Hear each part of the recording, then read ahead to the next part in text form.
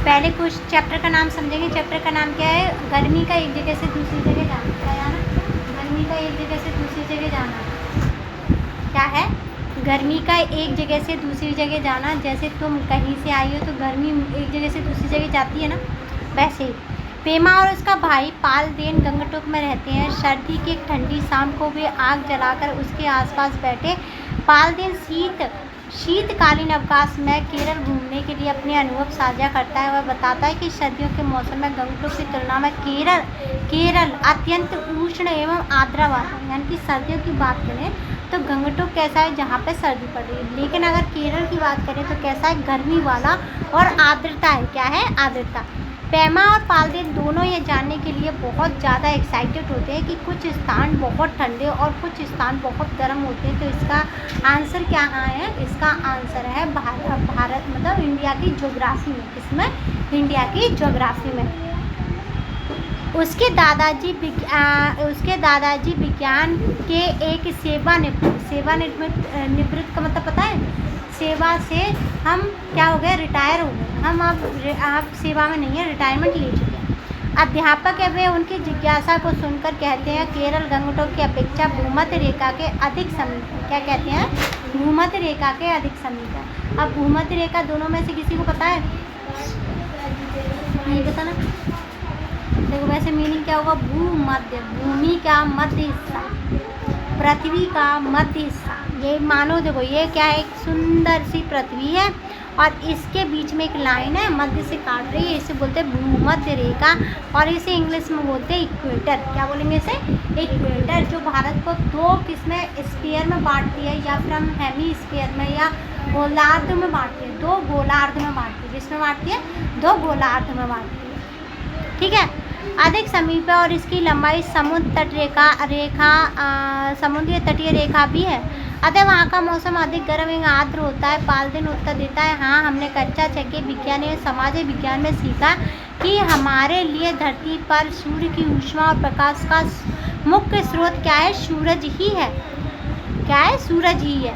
और भूमध्य रेखा पर सूर्य का प्रकाश सीधा पड़ता है। ये जो इतनी गर्मी हम झेल रहे हैं ना, इसका मतलब पता है क्या है? बिल्कुल सीधा पड़ रहा है सूरज, बिल्कुल खड़ा है ऐसे, जैसे यहाँ पर ये रखा हो, ये पृथ्वी है और ऊपर से ऐसे सूरज हो। इतनी गर्मी इसलिए लग रही है। ठीक है, पता चल गया गर्मी क्यों लग रही है। वार्तालाप यानी कि बातचीत के समय पेमा बहुत ध्यानपूर्वक अपनी दादी माँ को एक धातु के बड़े पात्र में सिक्किम का एक पारंपरिक व्यंजन थुक्पा बनाते हुए देख रही थी। पेमा कहती है, भोजन बनाने के लिए सामान्य धातु के पात्र का भी उपयोग क्यों किया जाता है? पालदेन तुरंत उत्तर देते हुए बताता है कि उसने धातुओं और अधातुओं का संसार नामक अध्याय में पढ़ा था कि ऐसे पदार्थ ऊष्मा के सुचालक होते हैं। क्या होते हैं? सुचालक। जो कढ़ाई है ना, ऊष्मा की चालक है। क्या है? चालक। चालक या सुचालक एक ही है दोनों। ठीक है। इन पदार्थों में ऊष्मा का स्थानांतरण कैसे होता है? भाई कैसे होता है? क्वेश्चन तो यही है। अगर मैंने तुम्हें चाटा मारा, तुमने मारा कविता को, कविता ने मारा चरित्र को, चरित्र ने मारा कृष्णा को, कृष्णा ने शनि को, शनि ने कबीर को और कबीर ने मारा भूवकर को। तो ये क्या है? स्थानांतरण हो रहा है। क्या हो रहा है? स्थानांतरण। किस में कर रहे हैं? गुस्से में ना, किसका? थप्पड़ का स्थानांतरण ना। लेकिन यहाँ पर ऊष्मा का होता है। और हो क्यों रहा है? क्योंकि एक दूसरे को क्या कर रहे हैं? दे रहे हैं। क्या कर रहे हैं? दे रहे हैं। अब आइए क्रियाकलाप करके सीखे कुछ पदार्थों में ऊष्मा के सुचालक क्यों होते हैं। कुछ ही पदार्थ केवल ऊष्मा को एक जगह से दूसरी जगह क्यों ले जाते हैं? कारण देखेंगे। ऊष्मा का चलन यह क्रिया शिक्षक अथवा किसी वयस्क के निरीक्षण में किया जाना चाहिए। एक 15 सेंटीमीटर लंबी एल्यूमिनियम अथवा लोहे की पट्टी लीजिए। 4 पिनों को मोम की सहायता से इस पट्टी पर लगभग 2 सेंटीमीटर की समान दूरी पर चिपका लीजिए। दर्शाइए। क्या करें? दर्शाइए। अब देखेंगे पट्टी को सुरक्षा पूर्वक स्टैंड पर लगा दीजिए। क्या करेंगे? स्टैंड पर लगाएंगे। देखो ऐसे, यहाँ पर मोमबत्ती है, मोमबत्ती की जलती हुई मोमबत्ती से यहाँ पे क्या होगा? ऊष्मा जाएगी और ये ऊष्मा यहाँ तक जाएगी। ये स्टैंड यहाँ तक गर्म हो जाएगा। अच्छा, सबसे बढ़िया एग्जाम्पल बताओ। और रोटी कौन कौन बनाता है तुम दोनों में से? बनाता। तुम बनाती हो? चाय बनाती है? बनाती है। तो देखना उसे जब पकड़ती है उसका स्टैंड जो होता है प्लास्टिक का होता है, मग का। क्यों होता है? हाँ, क्योंकि ऊष्मा चलती है। ऐसे ही इस मोमबत्ती से दिखाया गया है कि अगर हम मोमबत्ती यहाँ जलाएंगे तो यहाँ तक गर्म हो जाएगा, क्योंकि ऊष्मा चलती है। क्या है? ऊष्मा चलती है। आपने अवलोकन किया होगा मोमबत्ती की लौ की निकटतम पिन सर्वाधिक गिरती वो सर्वप्रथम गिरती है, और इसके बाद 2 पिन, फिर 3 पिन और अंत में 4 पिन। पिन 1 2 पहले क्यों गिरती है, सभी एक साथ क्यों नहीं गिरती? आप अपने अवलोकन में क्या निष्कर्ष निकाल सकते हैं? क्या आपको लगता है कि धातु की पट्टी में ऊष्मा का स्थानांतरण उस सिरे से हो रहा है जहां से धातु की पट्टी को गर्म किया जा रहा है? जैसे ही ऊष्मा धातु की पट्टी के माध्यम से पिन तक पहुंचती है, वैसे ही मोम पिघल जाती है और उससे जुड़ी हुई पिनें नीचे गिर जाती हैं, जहां ऊष्मा का स्थानांतरण पत्ती के गर्म छोर से ठंडे छोर की ओर जाता है। वह प्रक्रिया जिसमें किसी धातु के गर्म भाग से ठंडे भाग में ऊष्मा का स्थानांतरण होता है उसे चलन कहते हैं। क्या कहते हैं उसे? चालन कहते हैं। क्या कहेंगे उसे? चालन। ठीक है, एक जगह से दूसरी जगह जो ऊष्मा गई है उसे चालन कहते हैं। क्या कहते हैं उसे? चालन कहते हैं। इस प्रक्रिया में जो कण गर्म हो जाते हैं वे अपनी ऊष्मा को अपने से अलग कणों को स्थानांतरित कर देते हैं, और यह प्रक्रिया इसी प्रकार आगे बढ़ती है। जबकि कण स्वयं अपने स्थान पर स्थिर रहते हैं, यानी कि एक ही जगह बने रहते हैं। ऐसे पदार्थ जो ऊष्मा को अपने में सरलता से संचरित होने देते हैं, संचरित का होता है अपने से जाने देते हैं एक जगह से दूसरी जगह, वे ऊष्मा के सुचालक कहलाते हैं।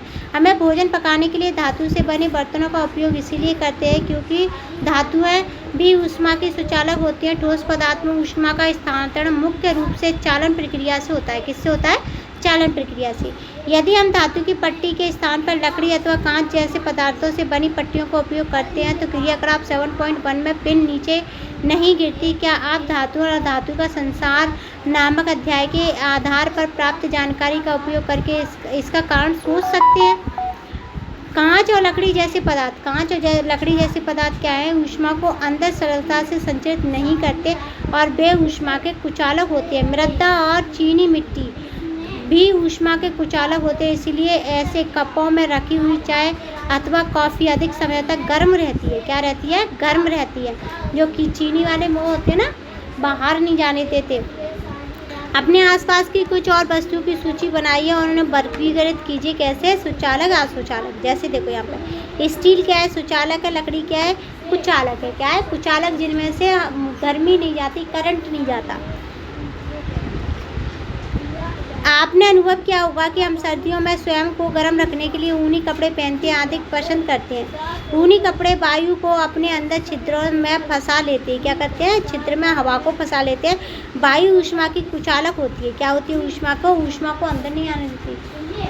हवा क्या है? गर्मी को अंदर नहीं आने देती। अतः यह हमारे शरीर से परिवेश की ओर ऊष्मा के प्रभाव को कम कर देती है। इसके परिणाम स्वरूप इसके बाद हम गर्मी का अनुभव होता है। किसका अनुभव होता है? गर्मी का। इसी प्रकार से कपड़े की परतों के बीच में उपस्थित ऊष्मा वायु की कुचालकता की तरह कार्य करती है। कैसे करती है? कुचालकता की तरह, और हमें गर्म रखती है।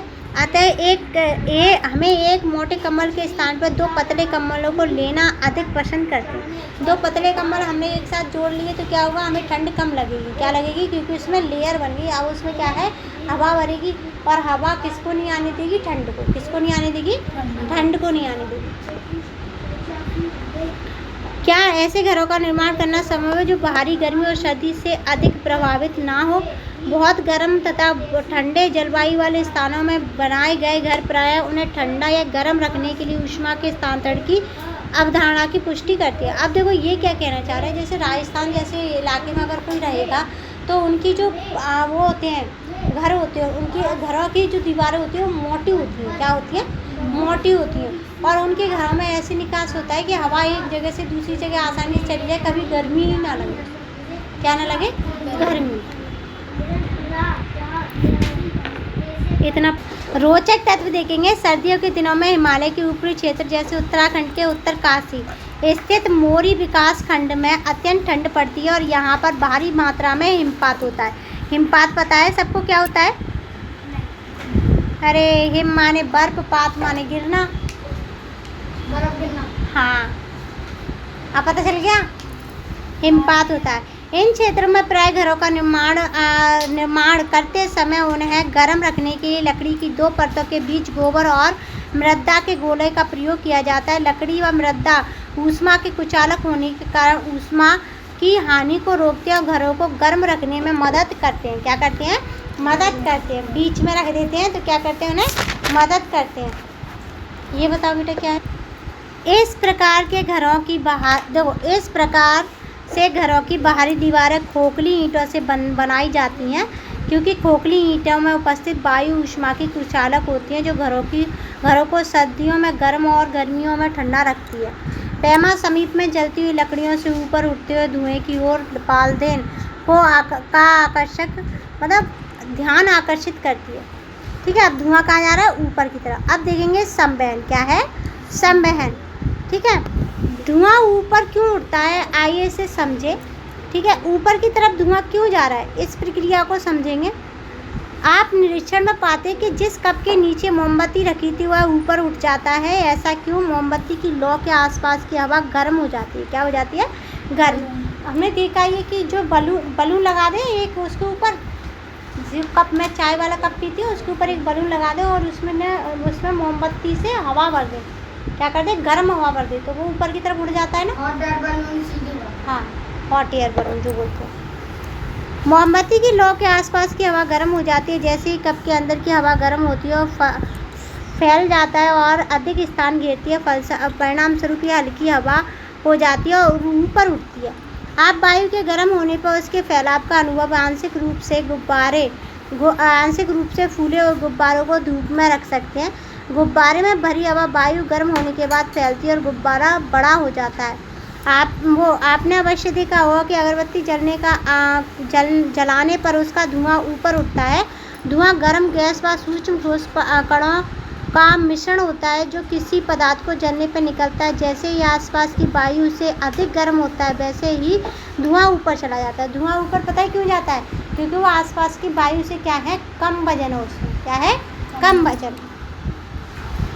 आप देखेंगे, आइए निम्नलिखित प्रक्रिया को करके पता लगाते हैं कि द्रव्यों में ऊष्मा का स्थानांतरण। अब हम पानी में क्या देखेंगे? ऊष्मा का स्थानांतरण देखेंगे कि पानी कैसे गर्म होता है।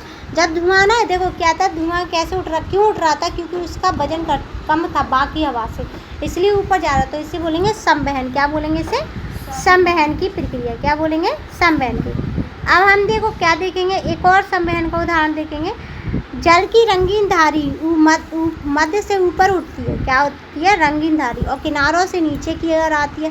बीकर की तली जल को ऊष्मा मिलती है जिससे जल गर्म होकर के, कुछ नहीं, जैसे घर में हम चाय बनाते हैं तो उसमें जैसे ही हम क्या देते हैं, उसे गर्मी देते हैं, तो देखना बीच में से क्या होते हैं, बुलबुले निकल के बाहर के नीचे की तरफ आते हैं। ऐसे ऊपर की तरफ उबाली आती है, उबाली आएगी ऊपर की तरफ, बीच की तरफ जाएगी, फिर किनारों पे आती है। कहाँ आती है? किनारों पर। तो इस तरीके की प्रक्रिया को कहते हैं संवहन। अब देखो तुम्हारी भाषा में समझाती हूँ। जैसे ये बोतल है, ठीक है, और इस बोतल में क्या कर लिया मैंने, मान लिया ये स्टील की, मैं इसे गर्म कर रही हूँ, तो उबाली ना कभी यहाँ नहीं आएगी, उबाली आएगी बीच में उबाली आएगी, क्योंकि बीच में क्या है, पूरी लौ लगती है उससे, लौ लगती है ना, तभी तो बीच में, जब हम उसे ज़्यादा कर देते हैं तब बाहर रखती है।